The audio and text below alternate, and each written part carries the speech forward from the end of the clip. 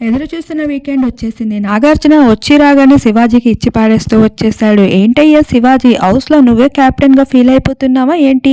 వేరే వాళ్ళ కెప్టెన్సీని కూడా అంతలా జడ్జ్ చేస్తున్నావు. పదే పదే అమర్‌దీప్‌ని ఏంటి మిస్టర్ కెప్టెన్, వేస్ట్ కెప్టెన్, పనికిమాలిన కెప్టెన్ అంటూ మాట్లాడుతున్నావు?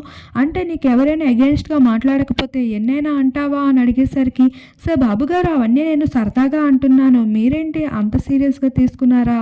నేనేమైనా తప్పుగా మాట్లాడుంటే క్షమించండి అంటే, క్షమాపణ చెప్పడం కాదు, ఒకళ్ళ అర్హతని నువ్వు ఎలా చీప్ చేసి మాట్లాడగలవు?